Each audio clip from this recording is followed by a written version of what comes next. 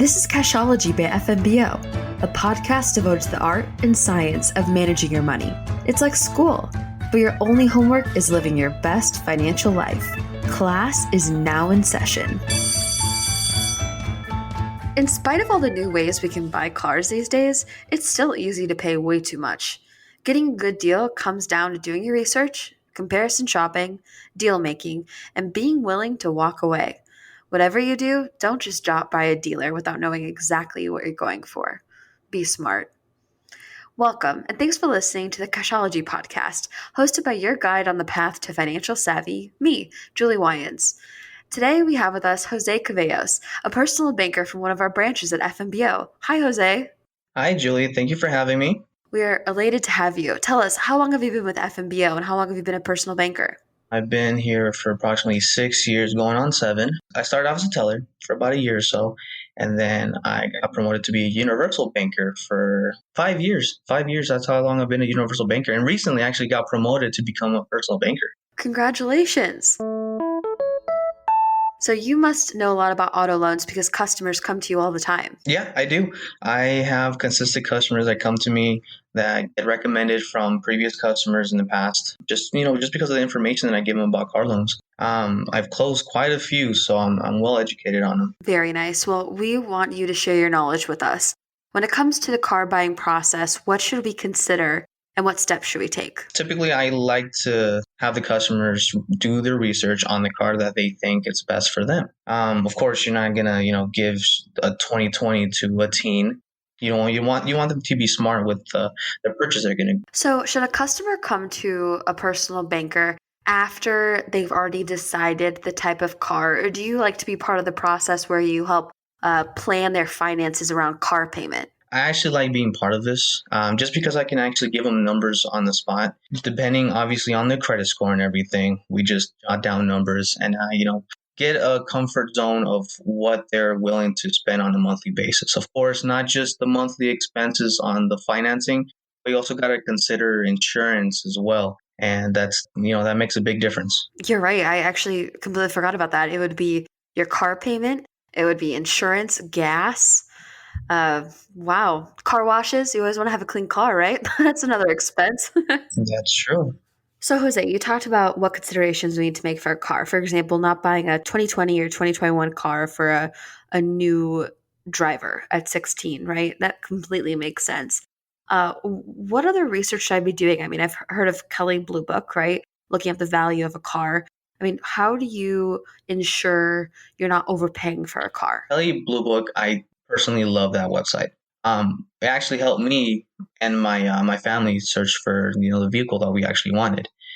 You can be going to a dealership and they can give you a complete different price than what the actual car is worth.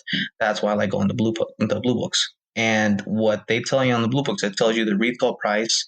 It, depending on the mileage of the vehicles and everything, gives you an estimated amount of what the fair amount is to purchase that vehicle. I am curious too, on top of that, looking at dealers and what kind of dealers I should go to. I mean, what should I think about when I choose that? When you are thinking going to a dealership, just expect them to try to push something on you, in my personal opinion. I have had customers that have made mistakes in the past, and we've corrected it. But they go into the dealership not really thinking about what they're getting. They kind of just want to shop around. And towards the end of the day, when they're done doing the dealership process, they kind of want to push something on you instead of just going in blind. That's why I always recommend to do your research on what car you're actually going to get. The best way to do this is to research the inventory. So to look around to see what dealerships are available with the vehicle that you want. Obviously, getting the VIN number on the specific car that you might want if you catch it in the dealership that's nearby. That's a really, really important thing to do because they can easily tell you this is the same vehicle, not being the actual vehicle that you want because of the VIN number. Wow. Yeah, so I mean, checking the inventory of the dealership, looking at what they have in stock. Even if there's a nearby dealership that's outside of the states that actually has that car in the inventory, and they want you to ship it into that dealership, I mean, that's something they're able to do as well. Very interesting. So definitely checking the inventory of the dealers if you have a specific car in mind. I mean, I really like Jeep Renegades. So if I think, okay, I want a newish Jeep Renegade, I will look to see what local dealers there are. I know my credit score, so I know what kind of terms I could set with them when thinking about financing. And then I would have some information based on my research about pre-approval and how financing works, right? That's correct. Very good.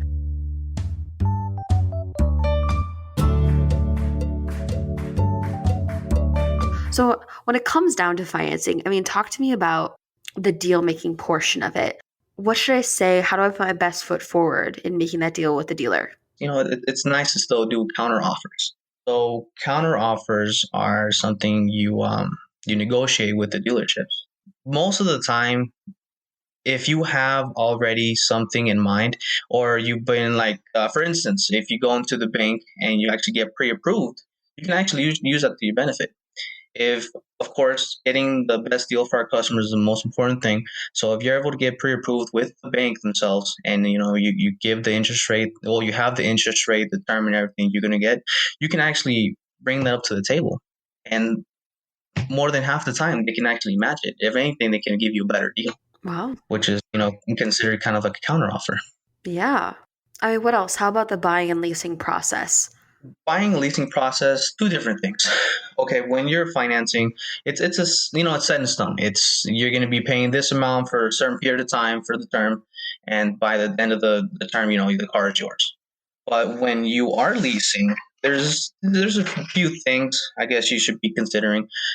First of all, you're not going to be owning the vehicle, okay, for very long time, even so. So pretty much when it comes to leasing, let's just say you're renting a car. You set a term with the with the dealership for the term, that how long you're going to have that vehicle for. And sometimes even if, let's say in the agreements, it tells you you're only allowed to drive it for a certain amount of miles.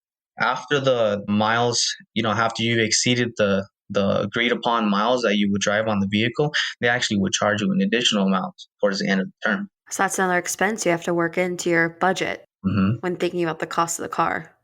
Definitely interesting. You've been really helpful in this process to discern whether I should lease or buy, or, I mean, how to even go about research. Well, Jose, you've been a great guest. We really appreciate all the knowledge you shared with us about auto loans. Thank you, Julie. Appreciate it. My knowledge is here for anyone that wants to come and, search it here with First National. Yes. How can customers get in contact with you? Well, I personally work at the 50th and Ames location, and they can either email me or call me on my extension, or even the branch itself. And then just search for either me or any other personal bankers. Awesome. If you're in Omaha and looking for knowledge or help on an auto loan, reach out to Jose Cavellos at one of our branches. If you want to find out more about auto loans in general, you can go to fmbo.com. Thank you, everyone, for listening. Don't forget to subscribe and keep an eye out for more Cashology episodes coming your way soon. Investment products are not FDIC insured, not a deposit or other obligation of the bank, not insured by any federal government agency, not guaranteed by the bank, may lose value. This podcast should not be copied or reproduced without permission. Information and statements from this podcast are subject to change without notice. Information and statements in this podcast are for informational purposes only and are not intended to constitute investment advice or recommendations. First National Bank of Omaha does not make any representation or warranty as to the accuracy or completeness of any information or statements within this podcast. Member FDIC, Equal Housing Lender.